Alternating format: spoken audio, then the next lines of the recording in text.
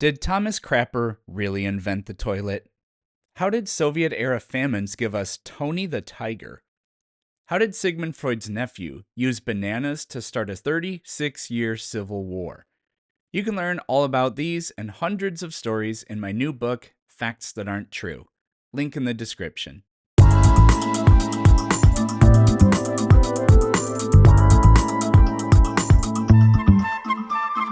You said that hell is a place on earth that people in their conscious state are existing in.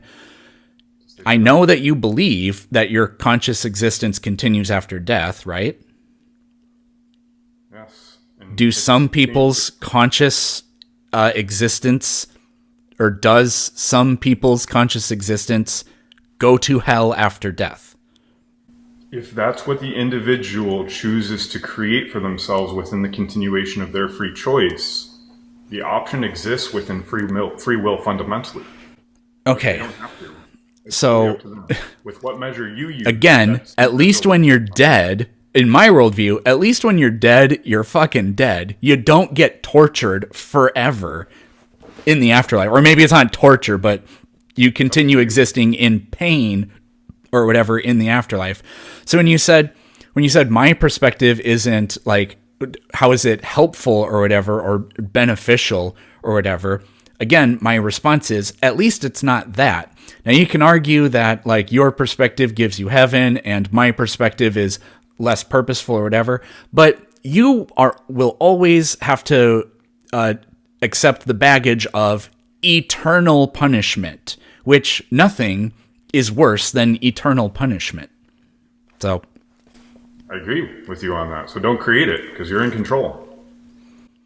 how on earth am I supposed to know whether or not I don't actually know what you mean by that. So how is anybody supposed to know whether or not they're going to end up going to hell? Because they're in control. So don't create that for yourself. Create something different. No, a hell in the afterlife. No, a hell in the afterlife. Yeah, it exists as a state of potentiality if the individual chooses to create that for themselves. That state of consciousness transitions over into quote-unquote eternity, and from there it's decided based upon that existing state of consciousness. So there's an instantaneous life review from what we observe from all of these NDEs, these accounts that are coming out. There's an overwhelming consistency with this. This is, again, scientific data that you want to dismiss, that it doesn't exist, but it does, and that there is this consistency from these accounts of people having these instantaneous life reviews as if they're connected to artificial intelligence. When the physical body was gone, they had an experience of consciousness. Again, you can dismiss the data. You can say it doesn't mean therefore that. However you want to perceive this, however it serves you. I'm just saying don't put a ceiling on optimism unless you want to. Unless it serves you. Your worldview grants the most pessimistic imaginable thing, which is an eternal hell. So, okay, we've been because you're in control. If you don't like it, change it. That's not advice. So, for example, okay, do you think that pre-contacted Native Americans are all burning in hell because they never heard the gospel? Oh. Okay, good. I'm glad you don't think that. So it's not through faith alone that people end up either in heaven or hell. Cool. Some Christians have that perspective, some don't. So if it doesn't serve you, let it go. If it's not serving society, let it go. Okay. So if if the Bible didn't even exist at all, would people still be able to go to heaven? If hypothetically the Bible did not exist, contextually everything else within this reality is the same, consciousness is still a thing. Fundamentally, the science demonstrates to us that most likely it is the basis of existence, and that non-existence fundamentally will still not exist. If you want to believe in it without evidence, you can. That's so not what my question was.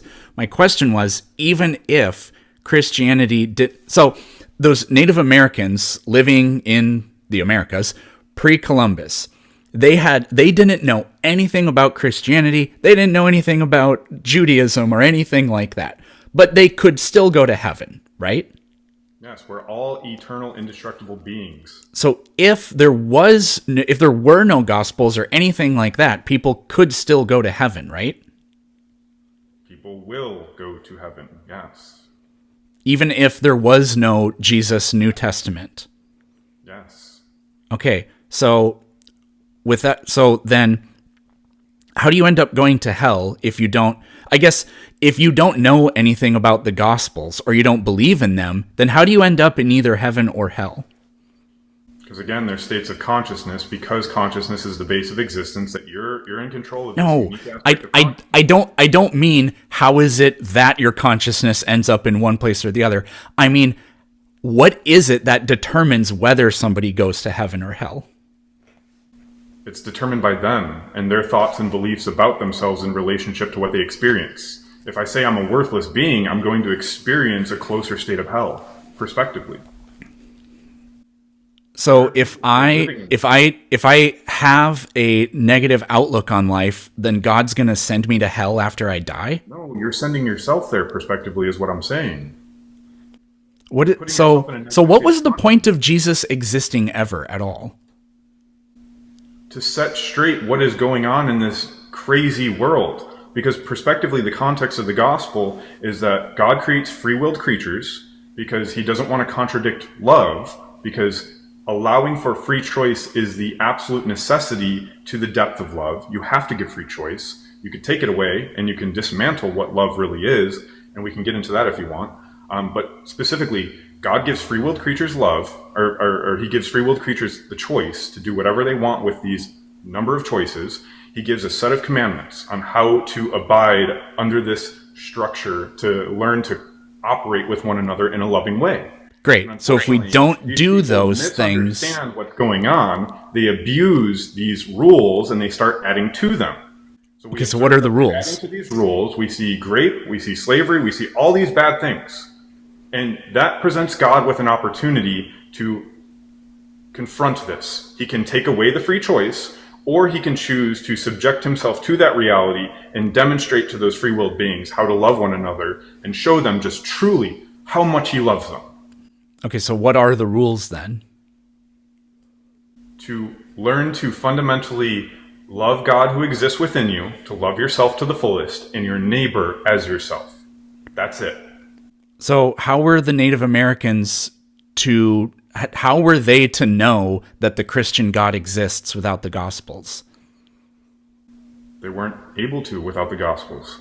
But it doesn't mean that God stops loving them because he didn't present them with this opportunity to know himself through Jesus. Sounds like they don't go to heaven. They do go to heaven. Okay. Everybody goes to heaven unless the individual decides for themselves that they deserve hell, which people are creating that for themselves. So if we got rid of if the Bible just completely got rid of it from society, but society was able to teach, was able to have these rules about loving and respecting and being good to one another, then people could still go to heaven, right? Everyone goes to heaven no matter what. That's the basis of existence, is eternal consciousness. You said that there are people that go to hell. Yes, by their own will. You can't say everybody goes to heaven and then say some people go to hell. So if there were no Gospels, if it just disappeared from the earth, then people would still be able to go to heaven, right? Everybody exists as an eternal being, and you're deciding what you create for yourself through your definitions and beliefs. If you believe yourself to be a worthless being, you're going to create more anxiety and fear. Prospectively, that's hell, the experience you're going through. Why is that so difficult to accept? That has nothing to do with my question. If the Bible ceased to exist and all knowledge about Jesus was completely wiped from the planet and we never got it back again, people would still be able to go to heaven, right? Everybody's going to heaven. Yes, everyone has that opportunity available to them. They're all eternal beings regardless. Great. If they temporarily want to create a state of hell for themselves, they can. But they can step out of that at any time by changing their beliefs. That's it. Yes. Okay. I'm not trying to I don't know. You're thinking I'm trying to do something here, and I'm really not. So we don't need the Gospels to go to heaven. Is it simply your view that increases the odds of going to heaven, or more people will go to heaven if we have the Gospels versus if we don't have the Gospels? Because you said they're not required to go to heaven. The framework itself is required. So you have to follow this systematic framework of essentially creating better beliefs for yourself in relationship to what you're experiencing, meaning value yourself more, understand how God sees you, forgive others, don't create anger within yourself. Do not create beliefs that create this anxiety or fear or potential ideas of the future that haven't even occurred yet. You decide what you put your faith into. The fear of something that hasn't occurred yet, or something that hasn't occurred that's more positive, that is going to serve you in a beneficial way, and believing in eternity, believing that you're unconditionally loved. So simply by framing this through your beliefs, which are the driving mechanism to how this all operates, how you operate, you're able to create heaven within yourself rather than hell within yourself. And you have eternity regardless. So if you, for the next 1,000 years... You're not answering my question, like, at all. Ugh. All right, if you want to tie my hands, then I'll answer it as concisely as I can. So it's just a yes or no question. You think that even if the Gospels didn't... Yes. Okay, so your claim is that the Bible, we need the Bible and the Gospels because that is going to deliver the most number of people to heaven and gives you better odds of going to heaven. If you have a tool that's serving you in the most beneficial way, you want to question the tool and throw it away because you don't like it, go ahead. No, that wasn't my question. The question just simply was, it's your view that you can go to heaven without the Bible, but with the Bible, you're more likely to go to heaven. It's a tool that's going to serve you in your life. If you want to throw it away, go ahead. That's not a yes or a no. Yes.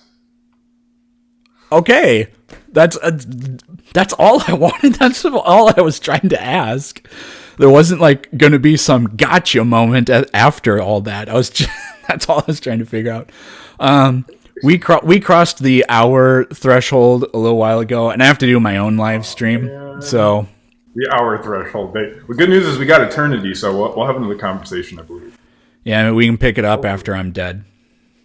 I mean, hopefully I didn't get on your nerves or upset you. It's not my goal. It is fundamentally my goal to expand upon perspective logically, and that all perspectives are true perspectives, but let's impart to one another the awareness that there are implications to perspectives, and we should be careful in analyzing the connectivity of our thoughts and beliefs to our experiences, because there's a connection. So once we analyze that connection, we're better able to steer our emotions through our beliefs. And by creating a better version of ourselves, that assists society in a positive, beneficial way because you become your best version. So that's fundamentally all I'm here to promote, is that teaching. What you do with it, it's up to you. You can take what works for you and leave the rest. If none of it works, let it all go.